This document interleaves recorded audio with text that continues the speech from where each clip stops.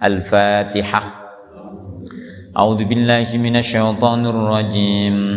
Bismillahirrahmanirrahim. Alhamdulillahi rabbil alamin.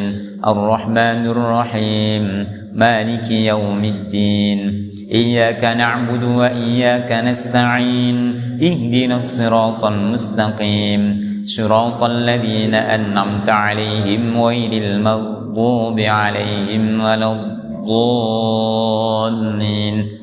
Amin. Maulaya salli wa sallim daiman ala habibika khairil khalqi kullihim huwal habibul ladzi turja syafa'atuhu li kulli hawlin minal ahwali muqtahami ya rabbi bil Mustafa balligh maqasidana waghfir lana ma madha ya wasi'al ya arhamar rahimin ya arhamar rahimin ya arhamar rahimin farij 'alal muslimin. Bismillahirrahmanirrahim. Alhamdulillahi rabbil alamin. Wassalatu wassalamu ala asyrafil anbiya'i wal mursalin Sayyidina wa habibina wa maulana Muhammadin khatamin nabiyyin wa ala alihi wa ashabihi wa man tabi'ahum bi ihsanin ila yaumiddin. Amma ba'd. Bapak Ibu jamaah Masjid Trilwana, alhamdulillah mudah-mudahan kula panjenengan terus diberikan kesehatan, panjang umur ingkang barokah, rumah tangga ingkang barokah, anak turun ingkang sholih lan sholihah. Amin ya rabbal alamin. Kita lanjutkan, kita sekarang pada masih bab top tair. Wal kismur rabi' nggih. Terakhir nikula air berubah karena lamanya diam. Nikula mboten pengaruh ngoten nggih. Wal kismur rabi' utawi bagian kang kaping 4 iku ma'unatsin banyu najis. Ai mutanajjisun tegese banyu kang kena najis. Macam air yang keempat itu adalah air yang najis atau air yang terkena najis. Wa huwa utawi ma'un najisin iku kismani ana rong macem. Ahaduhuma utawi salah sijine kismani. Wa huwa utawi ahaduhuma iku alladzi banyu halat kang manggon fihi ing dalem alladzi apa najasatun najis. Taghayyara berubah apa ma amla utawa ora. Jadi air yang najis itu ada dua macam. Yang pertama, air itu terkena najis. Air itu terkena najis. Jadi enten banyu, kemudian air itu terkena najis. Berubah atau tidak berubah, maka itu sudah termasuk najis. Berubah atau tidak berubah.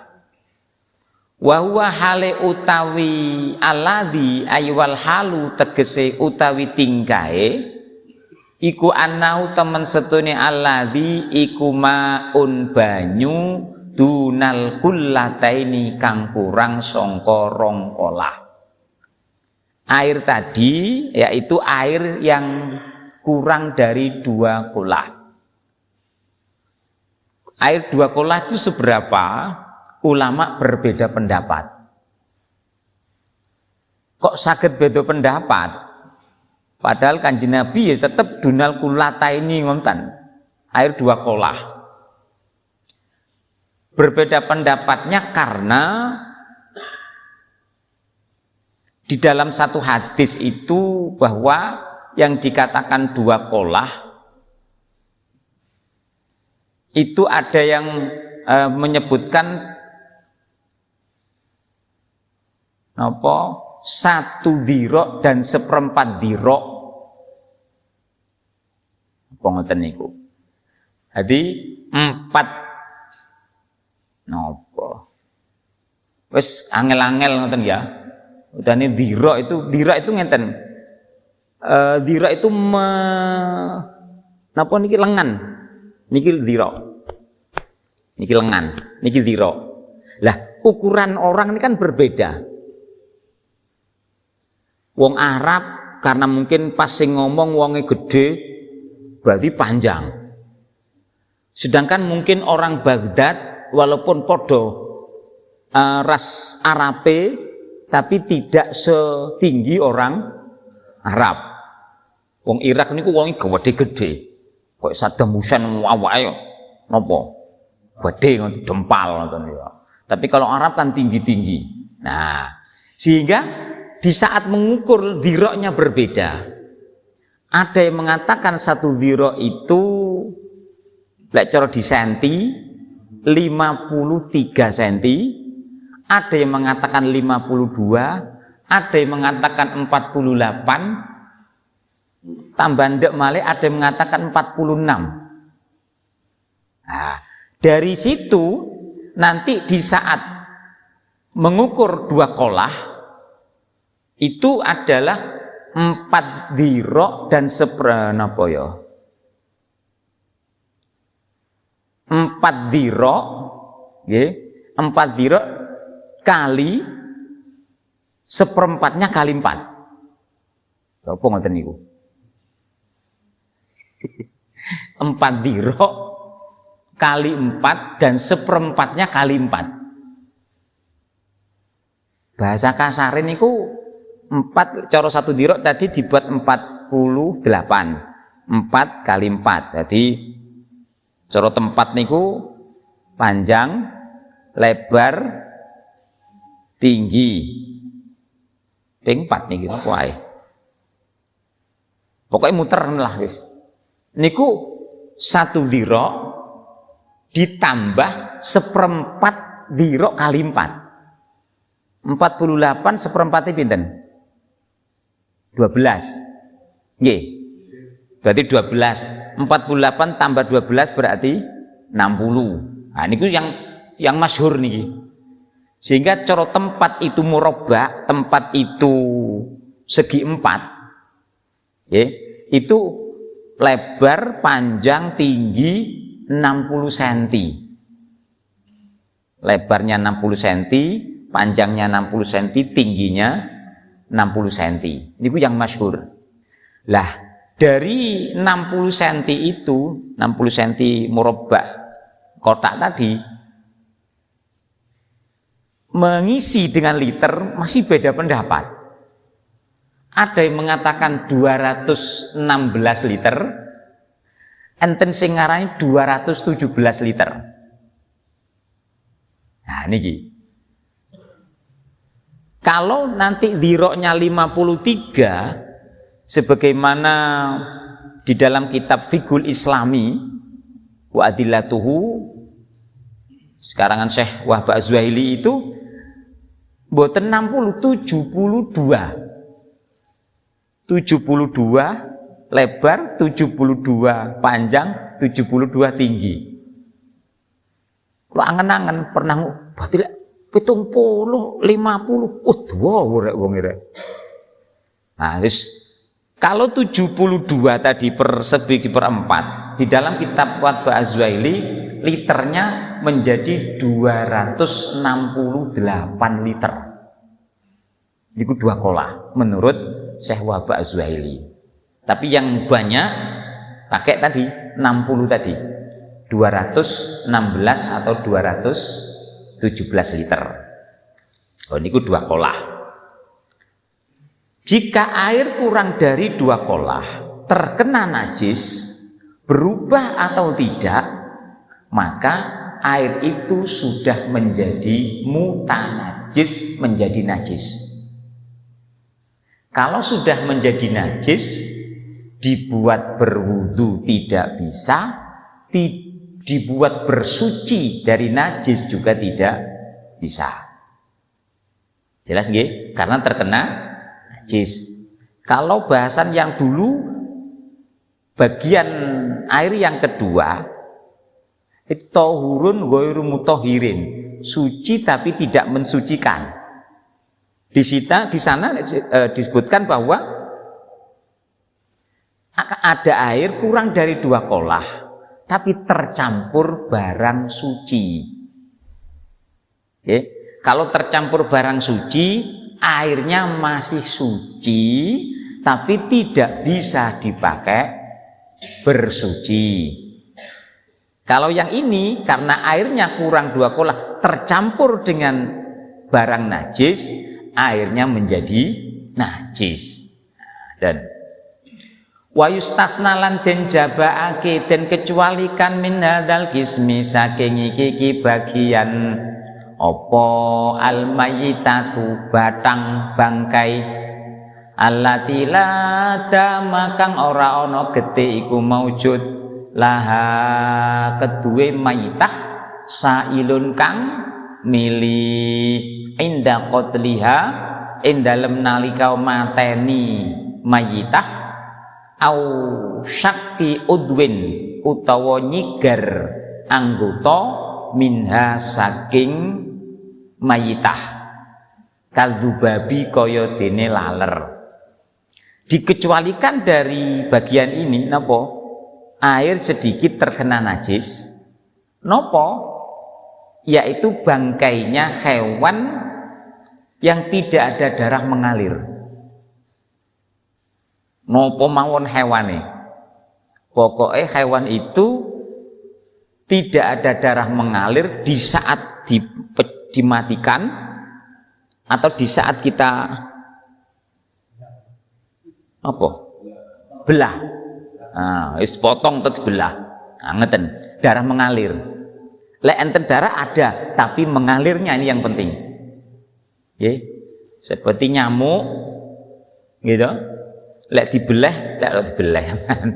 Kalau dibelah, dipenyet, itu kan ada darahnya, tapi darahnya tidak mengalir.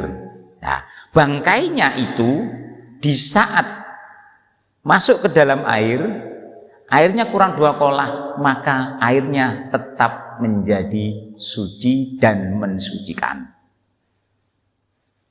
Tetap menjadi suci. Kalau airnya tadi memang awalnya aslinya suci mensucikan, tetap masih suci dan mensucikan. Jika airnya hanya suci tidak mensucikan, masih tetap suci tidak mensucikan. Karena suci maka boleh diminum, boleh dipakai untuk bersuci. Nah, contohnya kaldu babi seperti lalat. Beri contohnya lalat. Nah, dan hewan-hewan yang lain, termasuk apa niku? Cecek nggih. Cecek, laron, apa malih. Pokoknya hewan-hewan yang tidak ada bangkai, yang tidak ada darahnya. Dengan syarat ilam tutroh lamun ora den uncalno apa mayitah fihi ing dalem mak. Walam tuwayir lan ora ngowahake apa mayitah hu ing mak. Nah, dengan syarat bangkai tadi tidak kita lempar, tapi jatuh dengan sendirinya. Kalau panjenengan punya sisa minuman teh, biasanya karena teh banyak semut yang ngerubung datang. Nah, ini jenenge mati gara-gara serakah. Gitu. Termasuk contohnya kan situ. Semut itu cara minum didik jane cukup, wis gak usah terus-terusno. Tapi kurang lego njebur. Akhirnya mati. Ini contoh orang yang serakah nih. Orang yang serakah nggih ngoten, ya hidupnya tidak akan nyaman, tambah soro. Tapi lek mboten serakah yo enak. Nah, pun. Ya. Tapi jika semut tadi kita lempar masuk ke dalam gelas kita, maka menjadi najis. Ya, jika sudah mati loh, ya. Kalau masih hidup, kalau hidup kita lempar. Ya. Di saat hidup kita lempar. Di saat masuk ke dalam gelas masih hidup. Krono serakah tadi akhirnya mati. Bagaimana? Gitu? Kan bisa juga nih.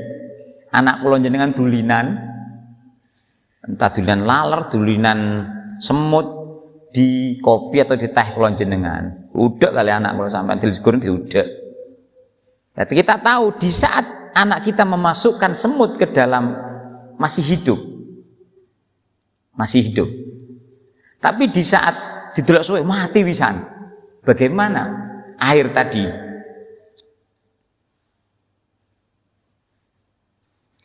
Falau turihat fi hayatan wa matat qabla wusuliha ilaihi yasiron au mayitatan fa hayyat qabla wusuliha ilaihi lam tadurra fil halaini. Di sini ada dua contoh. Jika ada hewan kita lempar ke dalam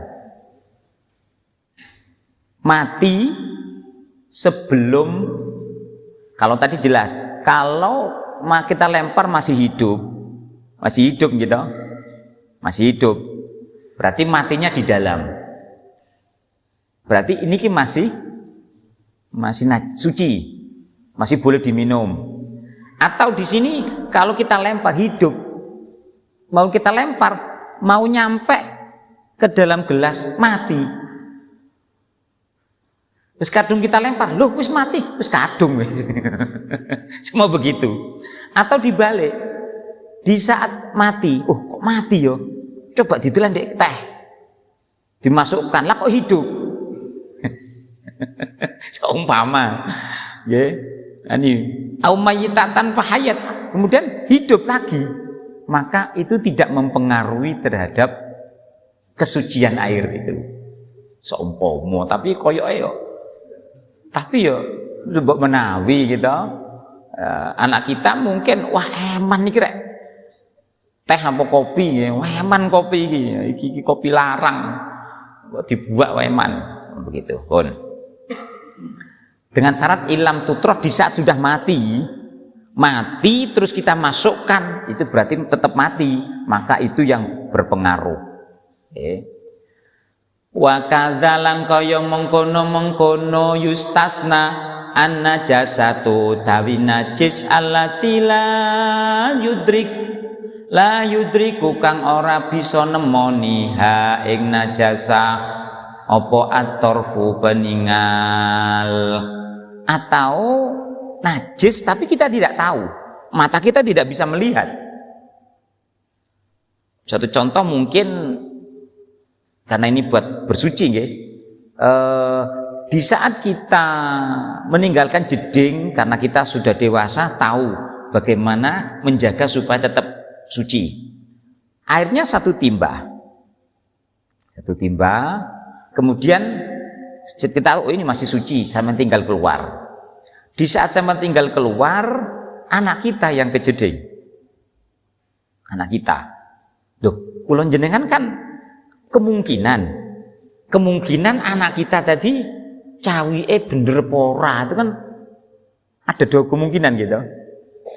Wah, tapi kita bisa melihat, wah gak paling wis, karena mata kita tidak bisa melihat, walaupun seumpama tercampur najis, tapi kita tidak bisa melihat, maka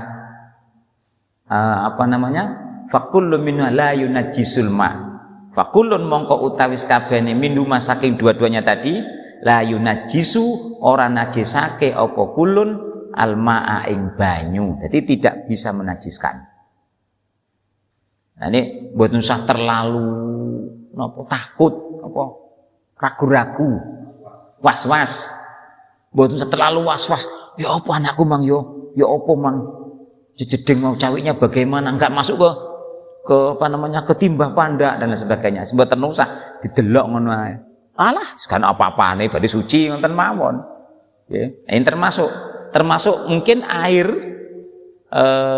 mungkin apa? Air hujan jelas itu suci mensucikan. Tapi kemudian satu bak atau timba, yang mana di situ anak kecil lalu lalang atau bermain itu. Ya, yang penting di tangan anak itu kita tidak bisa melihat najis, di kaki anak itu tidak kita melihat najis, dan dimasukkan ke dalam itu pokoknya bunyi prat murah, maka air itu masih dikatakan suci dan mensucikan. Kenapa? Mata kita tidak tahu. Termasuk dulu yang ditanyakan, kalau kula jenengan berangkat ke masjid, napa wonten apa jenenge nyiprat kejendret biar ono peda. Luh. Yang penting mata kita tidak melihat ada najisnya, maka itu masih dikatakan suci. Dan wa yustasna lan den kecuali keakeh aidon halimaneh apa suwarun pira-pira conto mazkuratun kang den tutur fil mabsutati ing dalem pira-pira kitab kang den jembarake kang den dawaake keterangane. Di beberapa kitab diterangkan bahwa intine adalah najis itu dimakfu selama kita tidak melihat dengan jelas. Atau jelas yang pertama nggih, air itu masih dikatakan suci dan mensucikan selama mata kita tidak bisa melihat.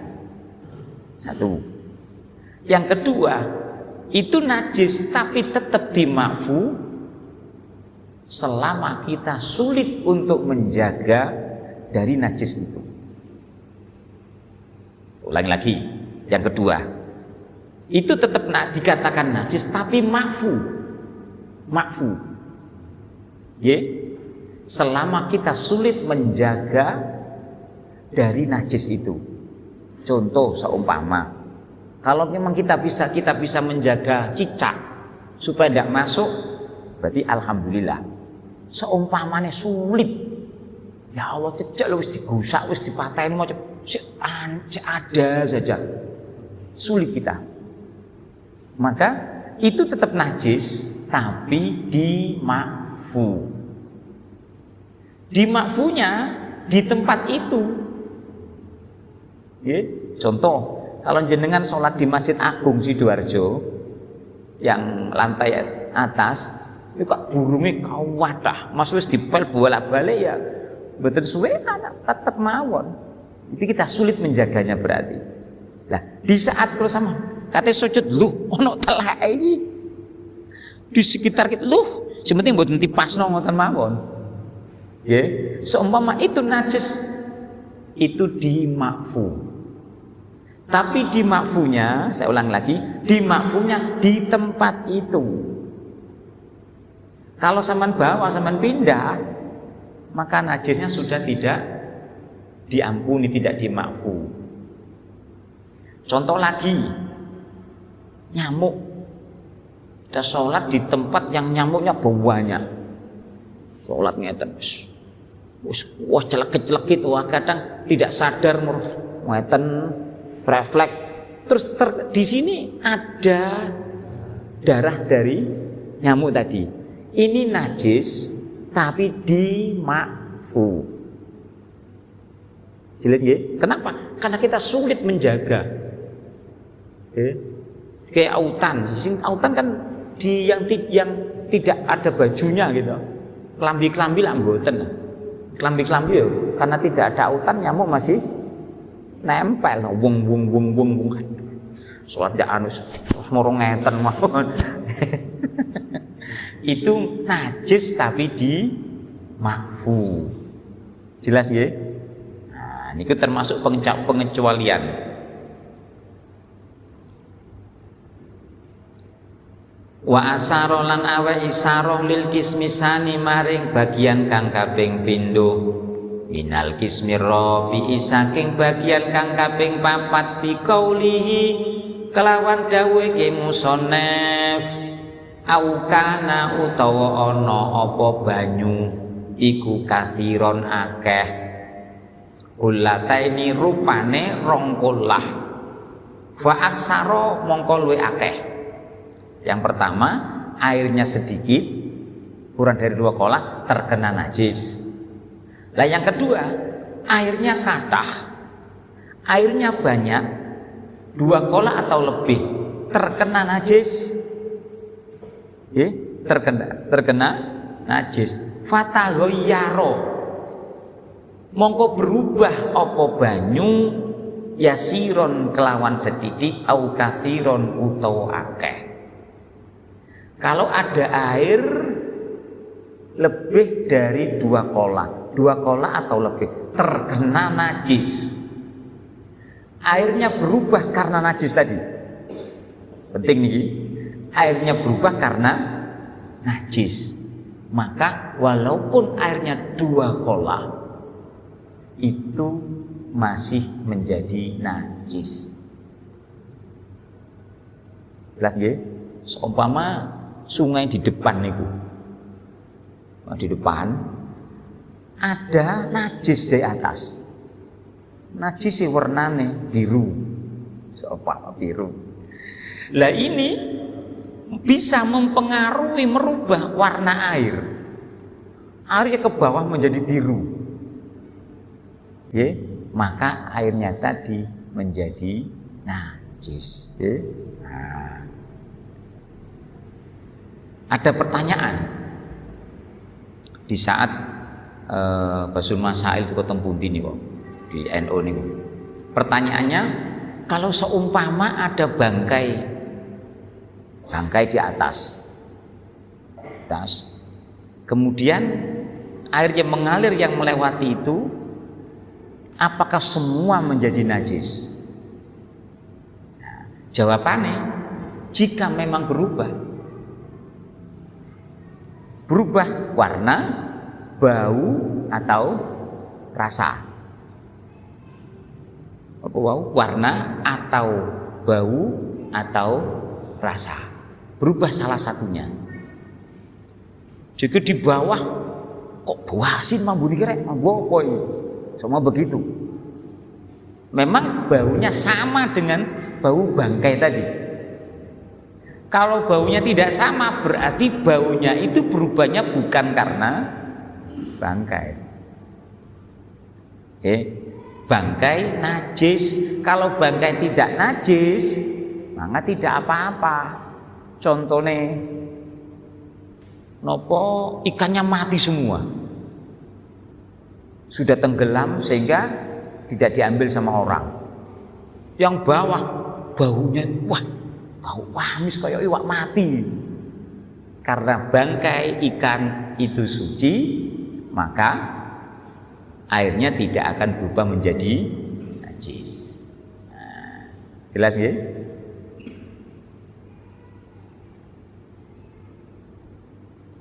Wal kullatani, nah niki ada definisi. Wal kullatani utawi rongkolah iku khamsumi'ati ritlin, 500 kati bil Baghdadi kelawan kati negara Baghdad takriban kelawan kira-kira fil asokhi ing dalem kaul kang luwih sahih. Kalau Imam Nawawi mengatakan bahwa 2 kolah itu 500 kati. Mungkin kalau orang desa dulu ada kati. Nata semerap. Kati itu takaran. Takaran. Nah, di sini 500 kati. Kalau dulu setahu saya kalau kati itu setengah kilo kalau dibuat beras. Golek air pinten nih, belum tenate anu waktu itu. Tapi yang jelas beras itu setengah kilo kati. Dan ini ya banyu ditaker, disok itu 500 kali. 500 kali, ya lumayan. Ping 500 ya. 500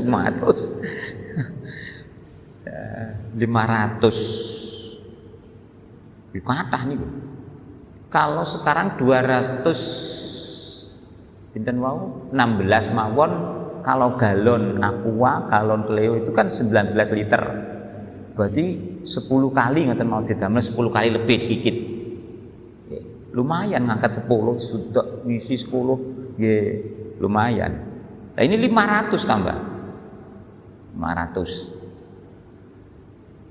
Waritlul Baghdadi utawi kati Baghdad iku indan Nawawi munggu Imam Nawawi iku mi'atun wa samaniyatun wa isyruna dirhaman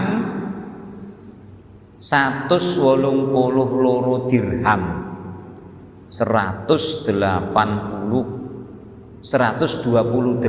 dirham wa arba'atu asba'i dirhamin lan patang perang pitune dirham 4/7-nya dirham 4/7-nya dirham. Nah, tambah niki ditimbang tambah niki ditimbang dirham itu timbangan. Jadi airnya itu kalau ditimbang 128 dan 4/7-nya dirham 4/7 dirham. Nah, kalau sampean wis angel-angel wis damel liter ngoten mawon pun wis nggih angel-angel. Nah, tapi ada di Madiun niku waktu Basul Masail ada ustadz teng mriku niku untuk menakar mengukur timbangan zakat. Dia tidak mau pakai timbangan. Dia memakai kati. Di saat Basul Masail tetap ngotot. Karena satu menurut beliau di saat itu, yang lain juga moro-moro kok katut. Karena yang akurat dan dari Rasulullah adalah kati. Pun akhirnya sepakat. Walaupun udah terpaksa ngoten sepakat pakai kati sehingga di mayoritas masjid musola di saat zakat niku damel kati niku menakarnya. Nah, berjalan 2 tahun kemarin kula pas kepanggih wong akeh ngoten wis pokoke nrimo ngoten kok gak marca gak ndang mari Basul Masail ngoten.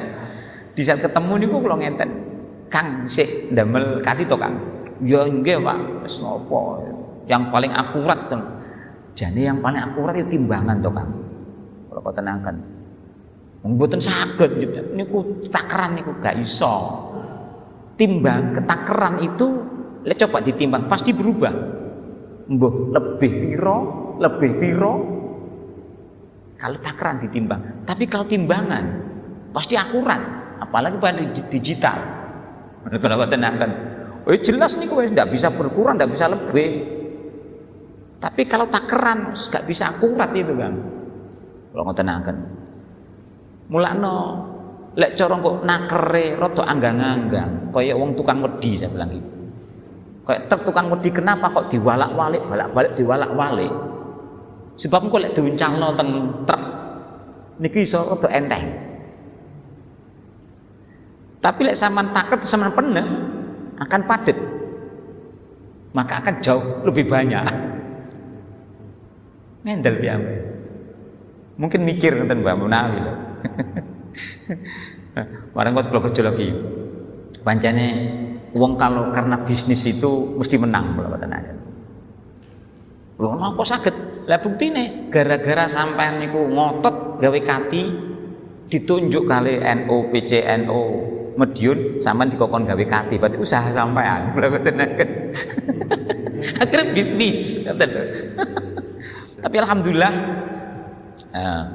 napa sebagian niku tetap kaya ragu dengan itu, masih tetap akurat timbangan. Akhirnya singit-singit. Jadi musola masjid yang pakai timbangan tetap singit-singit, mboten ditampakkan mboten. Karena apa? Dengan kemajuan itu akan semakin canggih, bukan berarti kita mengesampingkan apa yang dulu disampaikan Rasulullah. Tapi kalau dengan kenyataannya masih lebih akurat, ya kita milih lebih yang lebih akurat gitu.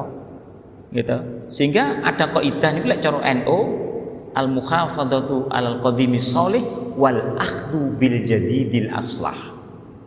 Jika kula jenengan ya tidak meninggalkan ada orang pakai kati monggo, tapi kita mengambil yang lebih aslah, yang lebih baik. Nah, ngoten lho. Wong NU yen penak kok. Watarokalan ninggal sopo al musannifu ke musannaf kisman ing bagian khomisan kang kaping 5. Wa huwa utawi khomis banyu kang kaping 5 iku al ma'u banyu al mutahhiru kang suci tur nyocekake, tapi al haramu kang haram. Contone kal wudu'i kaya dene wudu bimain kelawan banyu maksubin kang den gosok. Au musabbalin boleh, musabbalin boleh. Au musabbalin utawa den cawisake li syurbi maring ngombe. Bagian yang kelima tidak diterangkan, yaitu air suci dan mensucikan tapi haram memakai. Airnya suci dan mensucikan tapi kita pakai hukumnya haram. Contohnya gawe krane tonggo gak pamit. Kita mungkin terburu-buru, untuk kene punya tetangga, kita tidak minta izin, itu haram hukumnya. Haram. Terburu-buru di omah antri, di rumah antri, sama berangkat sini berangkat, wah gak nututi untuk di masjid kayak ada keran tetangga wis kari metek nek njaba wudu di situ, hukumnya haram walaupun itu suci dan mensucikan. Nah, pertanyaannya sah napa mboten wuduke? Kalau masalah sah, tapi pemakaiannya itu haram hukumnya, berdosa. Tapi wudu nggih sah. Au musabbalin lil surbi, atau air disediakan untuk minum. Air oleh orang yang punya disediakan untuk minum. Ini ke orang. Orang disediakan untuk minum. Kok sampean pakai wudu? Itu hukumnya haram. Kalau punya sampean dhewe tidak masalah. Bah iku air aqua, bah air nopo. Punya sampean piyambak tidak ada masalah. Kalau ada orang terus menyediakan di pinggir galon, tetek, sampean wah kesuwet wudu kene haram hukumnya. Itu disediakan untuk minum kok dipakai yang lain. Itu dipakai berwudu haram. Apalagi dipakai selain wudu. Selama itu tidak dipakai untuk minum, kok sampean gawe raup. Damel napa maneh? Wis pokoknya dipakai selain yang disediakan untuk si niat yang punya, maka hukumnya haram. Ini penting. Kadang kita niku hal yang makruh, kadang kita teliti tidak melakukan, tapi ya kadang haram mudah kita lakukan. Tetapi kita juga manusia. Kasus tadi orang berwudu dengan keran tetangga. Kalau kita manusia sing duwe keran, sing duwe air, insya Allah secara umum insya Allah mengizinkan, ikhlas, ngoten nggih. Kalau seperti itu tidak menjadi haram, ngoten lho. Jadi usul fikih itu tadi ada ulima ridho. Kemungkinan yang punya itu ikhlas. Jadi gak apa-apa, gitu loh. Sama seperti gosok sandal, memakai sandal tanpa izin dan dikembalikan, itu namanya gosok. Kalau menguasai memiliki sandal gak dibalik, niku nyolong. Sekali lagi, menguasai memiliki sandal tapi dikembalikan tanpa izin, itu namanya gosok. Tapi di saat kula sampean gosok uli maridahu, yang punya tidak masalah, maka tidak menjadi haram. Contoh, sandal di situ banyak. Jenengan mungkin butuh sebentar. Moros gawe sandal sopok gak ngurus, pakai sebentar, kemudian semen kembalikan. Itu sebenarnya gosok. Kalau yang punya jengkel, dosa sampean. Kalau yang punya jengkel. Tapi kalau yang punya alat gerune gak apa-apa, berarti halal. Ya? Lah, yang mungkin rentan itu menjadi haram di saat saya mempunyai tanaman jeruk purut, belimbing wuluh dan lain sebagainya. Pas hati saya niku lego, hati saya senang, ada orang ngomong, "Pak, nyuwun anu nih." "Oh nggih, sampean mundut-mundut pun mboten napa-napa." Masih mboten enten kula sampean mundut. Sudah jelas kan nggih? Walaupun tidak ada saya sampean ngambil. Oh, sudah.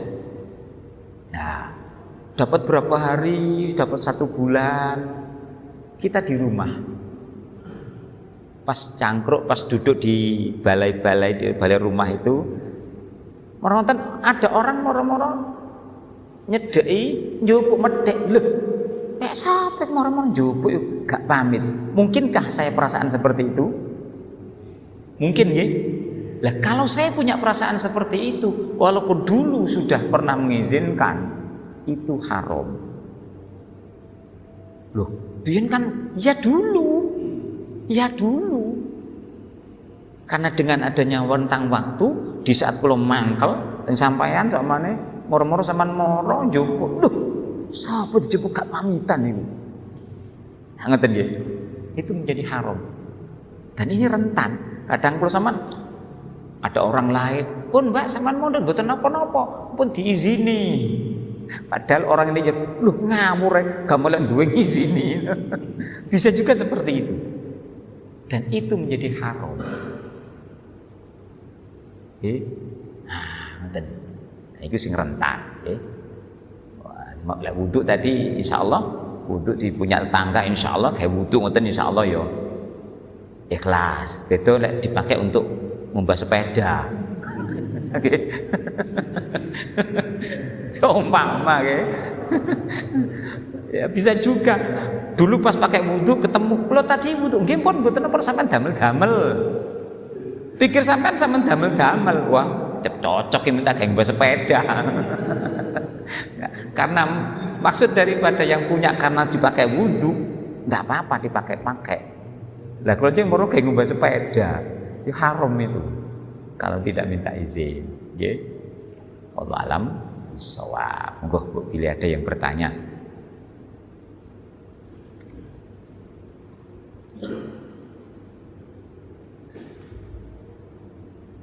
Boten wonten Al-Fatihah.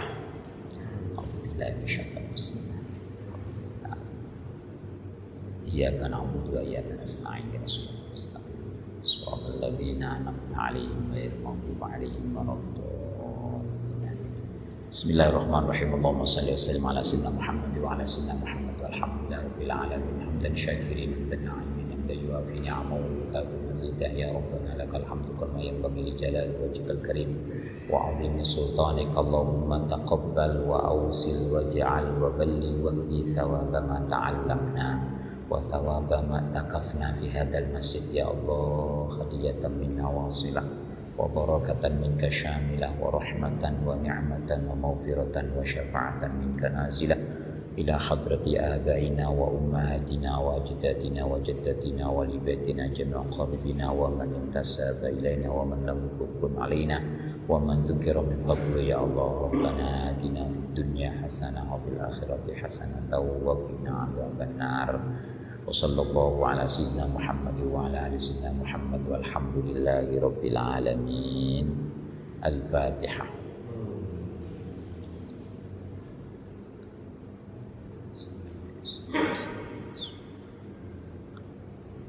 Assalamualaikum warahmatullahi wabarakatuh.